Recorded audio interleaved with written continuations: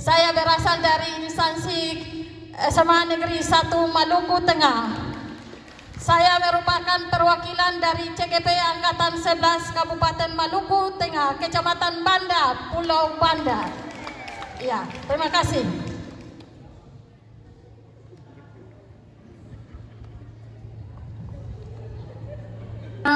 Pada saat ini kita semua masih diberikan kesempatan sehingga kita masih bisa berkumpul di aula yang ada di Masohi, di Aula Soekarno-Hatta, ya,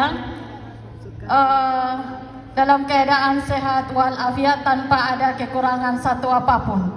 Ya, Bapak Ibu yang saya hormati, saya akan sedikit membacakan pantun. Jadi ketika saya bacakan pantun, Bapak Ibu jawabnya apa? Cakep. Ya, pintar. Ya. Saya mulai Bapak Ibu. Karena saya ini orang Banda, jadi saya pakai logat Banda saja. Baik, Bapak Ibu. Ambil gai-gai PT Pala. Kasih masuk pala dalam takiri. Sadar. Baik. Sebelum presentasi dibuka, izinkan saya perkenalkan diri. Asik. Oke. Harus kita tanda kutip, bukan selfie Bapak Ibu, tapi selfie. Apa itu selfie? Selfie adalah Sekolah Lestari Hijau oleh Rifda Akhir SPD. Next. Ya, Bapak Ibu, untuk program selfie yang saya angkat sebagai program aksi nyata pada sekolah saya dengan melatar belakangi modul 3.3 program Sekolah Lestari Hijau atau selfie atau lebih disebut sebagai Grand School, Sekolah Hijau, muncul sebagai respon terhadap sejumlah isu lingkungan global yang semakin mendesak, baik itu pemanasan global maupun efek rumah kaca yang ada terjadi sekarang ini. Kemudian, program Sekolah Lestari Hijau adalah upaya sistematis yang dilakukan seluruh warga sekolah untuk menciptakan lingkungan belajar yang sehat, bersih dan berkelanjutan atau kontinu. Ya, program ini tidak hanya berfokus pada aspek fisik sekolah terkait dengan bangunan atau apa saja, tapi lebih mengarah kepada penanaman pohon dan pengolahan sampah, tapi juga melibatkan perubahan perilaku sikap seluruh anggota sekolah dalam menjaga lingkungan belajar yang berkelanjutan baik secara ekologi maupun sosial dan ekonomi. Next. Ya, kalau kita sudah melihat judul programnya, latar belakangnya, sekarang kita masuk kepada tujuan, sehingga saya pengambilan program ini sebagai aksi nyata. Ya, tujuan dari program adalah ada beberapa tujuan. Pertama, menumbuhkan kesadaran dan kepedulian terhadap lingkungan hidup sejak dini kepada siswa, guru maupun staf sekolah. Dalam hal ini juga meliputi stakeholder yang ada di dalam lembaga tersebut. Ya, kemudian yang kedua, membudayakan perilaku ramah lingkungan dalam kehidupan sehari-hari di lingkungan sekolah. Yang ketiga, menjaga dan melestarikan sumber daya alam lingkungan sekolah seperti air, tanah, dan udara. Yang keempat, menjadi role model bagi masyarakat sekitar dalam upaya pelestarian lingkungan. Dan yang terakhir, menciptakan lingkungan sekolah yang sehat, nyaman, dan inspiratif. Next. Ya, capaian langkah-langkah dan hasil yang diharapkan untuk tujuan yang dicapai.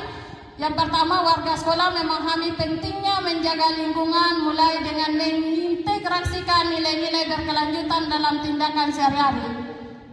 Yang kedua, kebiasaan memilah sampah, hemat energi dan hemat air menjadi budaya daripada sekolah tersebut. Yang ketiga, lingkungan sekolah memiliki area hijau yang terawat, bersih dan udara yang segar. Yang keempat, sekolah dikenal sebagai contoh praktik pelestarian lingkungan yang dapat ditiru oleh masyarakat. Dan yang terakhir, sekolah menjadi tempat belajar yang asri, bebas polusi dan menyenangkan. Next. Ya, ini merupakan capaian langkah-langkah dan hasil yang diharapkan untuk tujuan. Baik langkah-langkah untuk mengintegrasikan materi lingkungan maupun membuat sistem pengolahan sampah terpadu organik dan anorganik. Nanti setelah ini saya akan menampilkan pengolahan tipe sampah dari apa yang dicapaikan pada langkah-langkah sehingga hasilnya dapat diharapkan. Ya. Yang ketiga, menanam pohon di area sekolah secara rutin. Dan yang keempat, berkolaborasi dengan komunitas lokal untuk kegiatan lingkungan bersama. Ini kita bisa masukkan program ini bisa masuk pada hari lingkungan, bisa. Kemudian hasil yang diharapkan, siswa, guru, dan staf memiliki pola pikir lingkungan serta partisipasi aktif dalam kegiatan pelestarian lingkungan sekolah. Kebiasaan ramah lingkungan menjadi bagian dari karakter warga sekolah. Yang ketiga, sumber daya alam di sekolah tetap terjaga dan memberikan manfaat ekosistem sekitar. Dan yang keempat adalah lingkungan belajar yang kondusif dan mendukung kreativitas serta kesehatan mental warga sekolah. Next. Ya, struktur program dan mitra. Kita merencanakan suatu program yang berdampak pada murid. Kita harus melihat struktur dan program atau mitra yang harus kita bisa bekerja sama. Dalam hal ini untuk program bisa koordinator program kepala sekolah, tim pelaksana, guru, siswa, staf kebersihan dan perwakilan orang tua, komite juga atau komite pengawas wakil kepala sekolah turut berperan dalam kegiatan ini. Mitra, dinas lingkungan hidup, komunitas lingkungan setempat, bank sampah lokal, penyedia alat dan bahan ramah lingkungan. Next. Ya, pernyataan tentang kapasitas yang dimiliki sekolah. Sekolah memiliki lahan terbuka hijau, sarana air bersih, fasilitas pengolahan sampah, tenaga pendidik yang kompeten, serta komunitas siswa yang aktif. Lingkungan sosial sekolah mendukung kegiatan kolaboratif, sementara dukungan dari orang tua memperkuat pelaksanaan program yang akan dilakukan. Next. Ya, rencana evaluasi. Pertama, metode observasi dilakukan oleh perilaku warga sekolah, kuesioner dalam wawancara untuk menilai kesadaran lingkungan dan monitoring, frekuensi evaluasi bulanan untuk kegiatan kecil, evaluasi tahunan untuk capaian besar dengan laporan yang dipublikasikan. Next. Kemungkinan tantangan. Jadi kita melakukan suatu program itu pasti ada tantangannya. Tidak mungkin kita mencanangkan suatu program tidak ada tantangan. Tantangan yang akan dilalui pertama adalah kurangnya kesadaran awal di kalangan warga sekolah, keterbatasan anggaran untuk pengadaan fasilitas pendukung, resistensi dari sebagai warga masyarakat terhadap perubahan kebiasaan, kendala teknis dalam pengolahan limbah dan energi. Strategi mengatasi tantangan melibatkan pihak eksternal untuk pendanaan dan membuat program pendidikan intensif serta menyediakan insentif untuk partisipasi aktif. Next.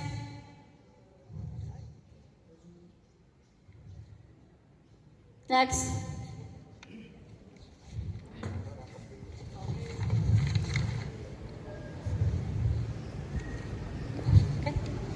Ya, Bapak Ibu, ini merupakan bagian dari saya punya program aksi nyata yang akan dilakukan pada modul 3.3 di mana program ini berdampak pada murid.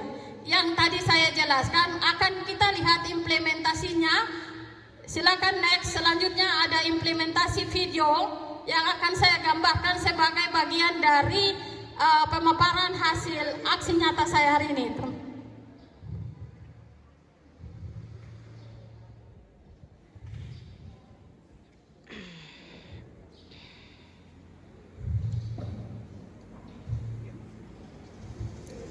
Ya Bapak Ibu, ini merupakan implementasi. Jadi saya berhenti berbicara dulu Bapak Ibu. Silakan.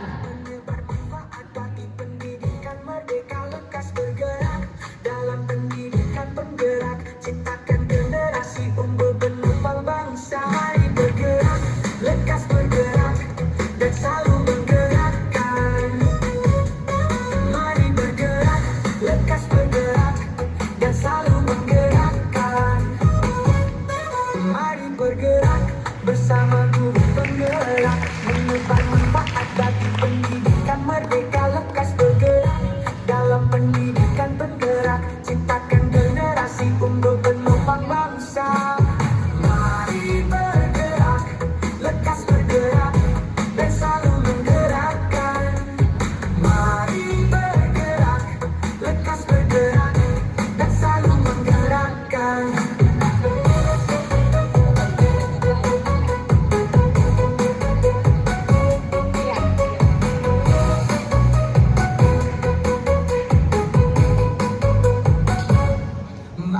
bergerak bersama guru penggerak, menyebar manfaat bagi pendidikan merdeka. Lekas bergerak dalam pendidikan penggerak, ciptakan generasi unggul penopang bangsa. Mari bergerak, lekas bergerak dan selalu menggerakkan.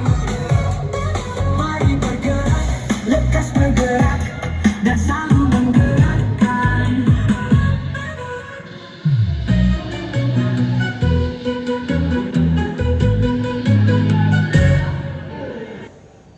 Ya, terima kasih. Moderator, apakah saya bisa menambah 5 menit untuk penjelasan video? Boleh 3 menit. Boleh. Baik, Ibu Baik. Tri. Ya, Bapak Ibu, berdasarkan video yang tadi Bapak Ibu sudah menonton, kalau kita melihat program-program yang telah saya rancang dan merupakan bagian daripada keberlanjutan program yang akan saya buat pada SMA 1 Maluku Tengah. Yang pertama kita melihat ada penghijauan yang dilakukan oleh siswa, karena penghijauan itu sangat penting untuk hal-hal yang terkait dengan sekarang tantangan untuk efek rumah kaca, baik itu tentang di dalamnya kita mengambil program reboisasi, dan ada juga di dalam itu ada pengolahan sampah. Pengolahan sampah yang dilakukan oleh siswa SMA 1 Maluku Tengah dengan mengolah sampah plastik menjadi daya nilai jual. Jadi sampahnya itu dapat diolah menjadi berbagai macam kreatif yang bisa kita jual belikan pada saat penerimaan laporan pendidikan, ya, atau P5. Kemudian yang ketiga, Bapak Ibu, mungkin video yang terakhir itu adalah video eco engine. Ya, untuk Bapak Ibu ketahui bahwa eco engine ini sendiri merupakan bagian dari cairan yang dihasilkan dari hasil fermentasi. Fermentasi yang diperoleh dari mana, Bapak Ibu? Karena ini ada kolaborasi, saya juga termasuk dalam PKWU. Cairan eco engine ini yang dihasilkan dari fermentasi sayuran, sisa-sisa batang sayuran, atau fermentasi dari kulit buah, sehingga dia dapat dicampur menjadi satu dengan menggunakan air. Kulit yang saya bawakan ini adalah eco engine yang dihasilkan dari kulit lemon. Kulit lemon yang ada pencampurannya air dengan gula merah supaya dia fermentasi. Hal ini untuk apa, Bapak Ibu? Dia bisa digunakan sebagai meminimalisir sampah organik yang ada di rumah.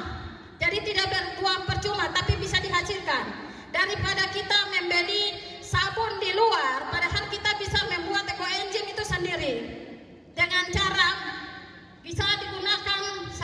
Saya sebenarnya kita punya perjalanan Banda sampai Masuhi lebih dari 24 jam.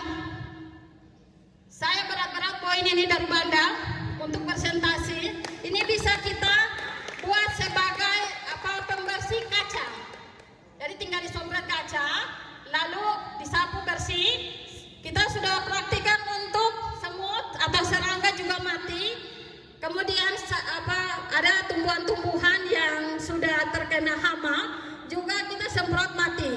Jadi sangat berguna eco engine ini, Bapak Ibu, bisa dipraktekkan ya dari PKWU. Nanti kita kolaboratif sama-sama dengan P5. Kan kita semua pada semester-nya ada proyek P5, Bapak Ibu. Di situ kan ada pengolahan sampah, pengolahan buah lokal daerah. Ya Bapak Ibu, bisa kita masukkan ini supaya apa? Apa saja kegiatan yang kita buat itu berdampak pada murid. Sasarannya besok-besok murid bisa tahu, dan bukan berdampak pada teacher center, tapi berdampak pada student center. Terima kasih. Luar biasa, sangat berapi-api.